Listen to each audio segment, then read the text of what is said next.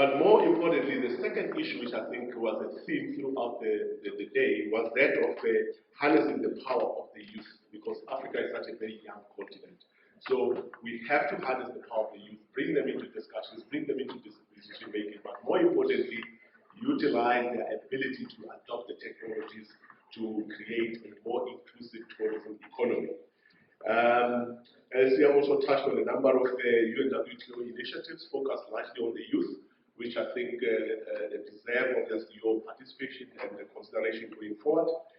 We then had a message from Mr. Donko, the organizer, Mr. Kwache Donko, and his one, I think there's one similar thing that he said. I mean, he said a lot of critical issues, but the one takeaway I think which is very important for what this platform stands for going forward is the fact that he said that we are planting a tree here today, not for our own purposes, but to be enjoyed, or the shade of which will be enjoyed by future generations. And you as the youth are a critical cog in that respect. And I think that's what the Youth Summit seeks to achieve. He also did say that tourism is everything and everything is tourism, which shows how pervasive our sector is. We also had a message from the UN Namibia.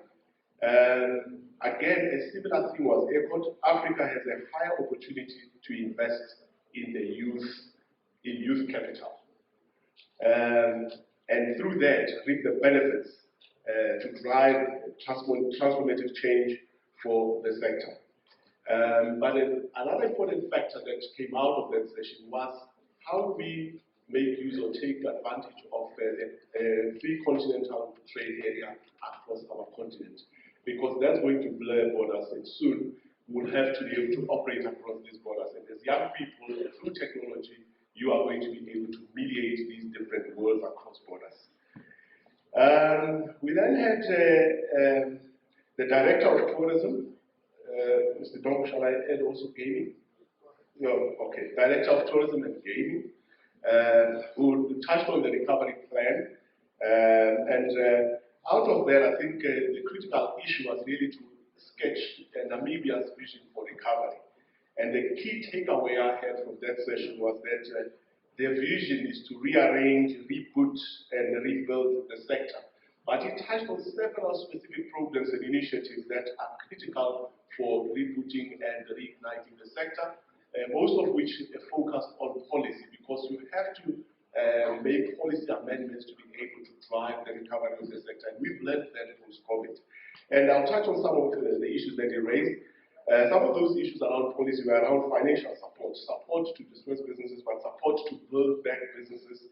The issue of brand building brands, and I think the issue of brand has just come up in the party session, partnerships, investment, and something that we also learned through COVID is the need to develop domestic and intra-Africa travel.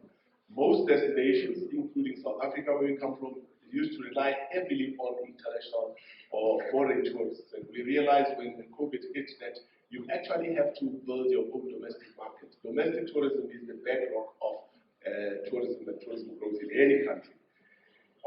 We also talked about their focus on international marketing, tourism development, a focus on business events, which is what this particular session is also about, developing other areas of niche tourism, as well as digitalization once again, and the use of big data, for an example, in their tourism. Other policy issues that he raised were around the visas and the issues of access, which again I think are mediated by technology. We then had a keynote address from Minister Pohamba Shifeta. I will not go into a lot of detail about that, but suffice to say that the key takeout of that from where I stood is that the minister gave a huge support to the platform and also expressed his view that he hopes that it will contribute toward the promotion of intra-Africa travel. It will contribute also to attainment of the UNDP development goals. And thirdly, he said it will position Namibia as a destination for business and leisure tourism. Again, I think the theme of leveraging the continent and as well as his country's dividends came up. He also talked about the brand Africa. the kind of commitments that were made at the ministerial level around that, and the need to ensure that that initiative is kept alive. An important theme as well was around talent and skills, building talent and skills to ensure that we can create a sustainable economy going forward. And his message to the youth was that partnerships are important, and that as government they look to you to have these partnerships with them to ensure sustainable inclusive economies. We had a vote of thanks by the Deputy Minister. What was the takeout from that vote of thanks? She also echoed the theme of partnerships, because she said smart partnerships is the way to go. So I think that's a very critical element that came out here. But she also expressed confidence that the youth in this room, meaning yourselves and some of us young people, will come up with solutions based on ideas, or you'll come up with solutions-based ideas rather. And I'm pleased that I think they were listening here, there were lots of ideas and solutions. I've lost track. And I think that he was right. She was right when she said that she hoped that you would have lots of actionable ideas and solutions. The ministerial panel, which focused on mainstreaming startups, youth, and SMEs, run by Ms. Sonto and the ministers, also sought to say how do we bring youth into the center stage of our efforts to build an inclusive economy through tourism, but to build a continent that's prosperous. We learned from several speakers some of the initiatives in their countries, and Ms. Ndlovu also prompted her, is it your namesake? Is that the English word? No, it can't be in this case. It's just a name. But in terms of what they were doing in each of the countries, and I think it came out from Nigeria that they are investing in startups. Because they saw the strategic role that startups can play in economic growth and development. In Zimbabwe, we learned that innovation hubs, they have actually innovation hubs in every university, and they saw youth as well as being part of the solution for a bigger and a better economy. So bring youth to the center stage of any discussion that you have around building economies or building countries. There was a discussion around, well, I think an important point also made, which I think echoes what the Minister of Tourism, Environment said, is that we need to unleash young people. So the issue of the youth dividend came up very strongly, which means that you have a critical role to play really in driving this continent forward. Namibia, they indicated that it focused on young people. However, they felt that private sector banks need to play their part as well in supporting startups, supporting SME young people.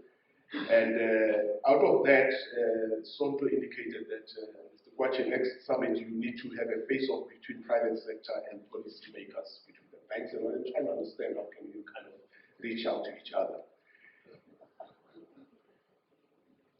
The DRC told us that they're taking learnings from this platform, but also they support youth, and that the government has supported some youth to participate in this platform, and then they will make more proposals to their politicians on ways to mainstream the youth as the youth into tourism discussions, decisions, and implementation.